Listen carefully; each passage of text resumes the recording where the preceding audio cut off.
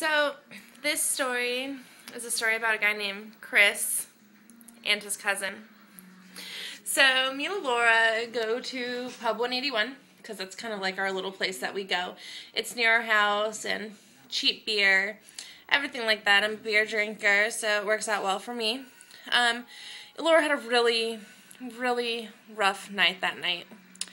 Her 3 consistents weren't consistent for her.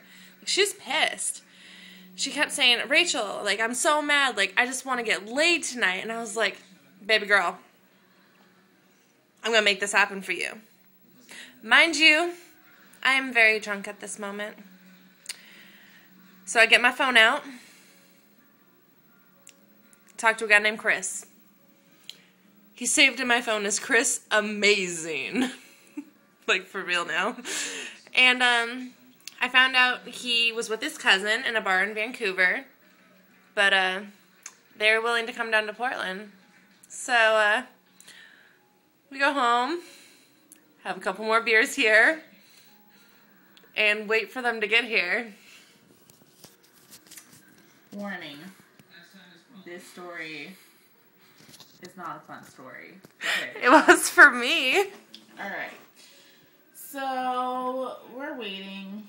I'm pissed. Sitting on the couch, fuming that my 3 regulars bailed on me. Rachel's sitting there texting away. Happy. Because she's got people coming over. At first, I want to explain how this happened in my eyes, because Rachel was a little bit farther gone than I was. So, I heard the conversation she had with this Chris fellow. And she said, you should come down. He's like, oh, I'm with my cousin. That's my Chris impression. And she's like, oh, come down anyway. Bring him with you. And he's like, oh, no, like, I don't want to make him drive all the way down to Portland, blah, blah, blah, even though it's like 15 minutes or something like that. And so she's like, oh, but my roommate's here. Like, he can chill with her.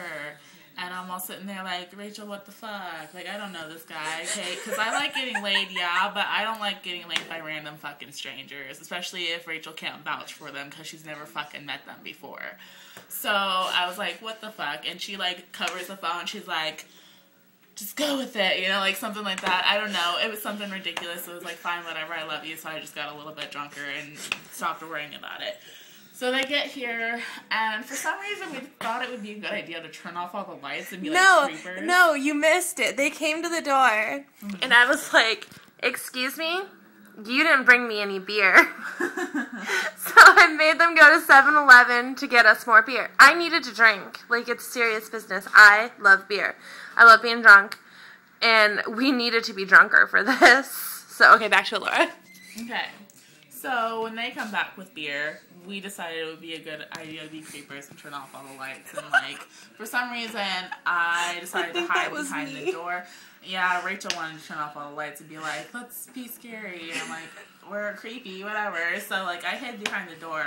And so, like, she opens the door. I think the first question you asked this guy, like, his cousin, was what he was or something. Like, he's supposed to say human or alien or whatever. But he was like, what was he? He was like... He was brown. He was brown. That's a good explanation. So this brown kid and this white kid come in. I know it sounds really bad. Skinny white kid, thick brown kid, but not fat. No, not. I don't know. I don't know how to explain them. Like, what the hell am I? I don't know. So, so they come in.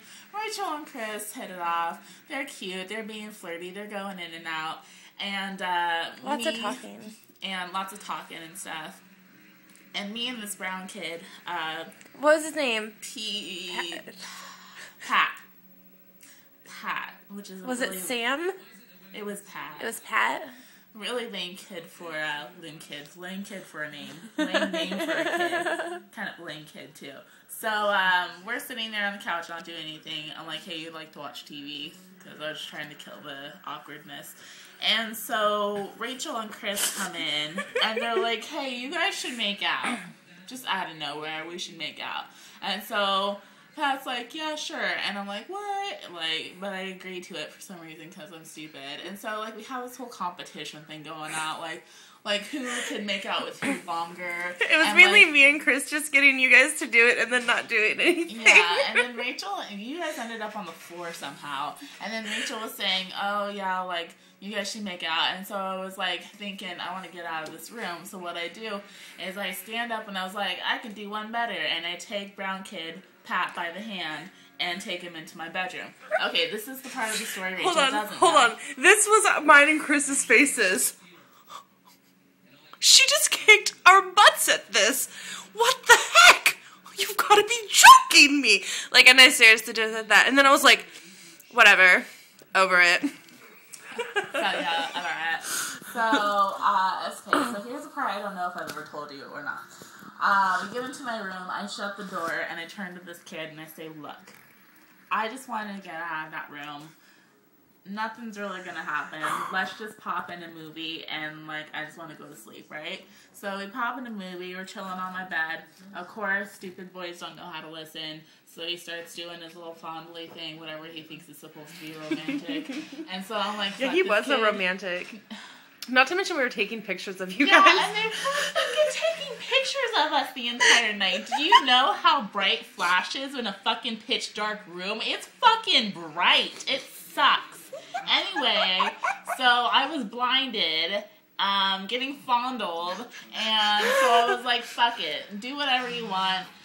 So he did, and it was awkward because I'm used to just, like, hardcore fucking, and this guy was, like, trying to, like, make love or whatever. I'm not used to that. Like, that's for old married people.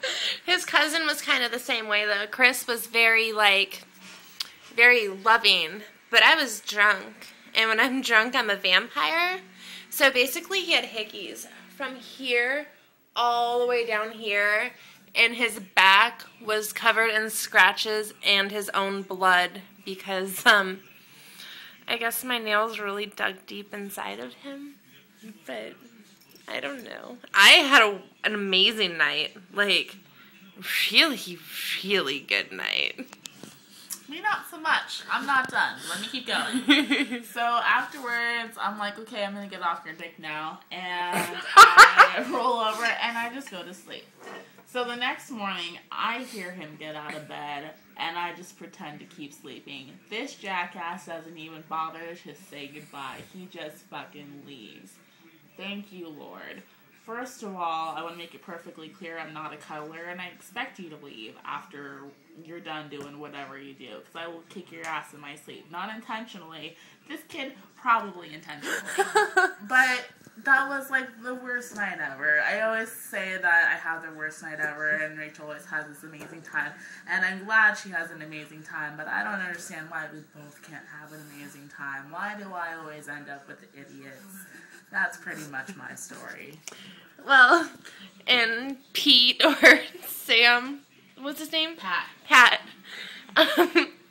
He called Chris in the morning, and Chris got out of bed, and he woke me up, and he gave me a kiss goodbye, and he told me he had an amazing time, and he would talk to me later, and he ended up breaking his phone, but he got a hold of me and everything like that, so we don't talk anymore, though. But I'm not really looking to talk, not gonna lie.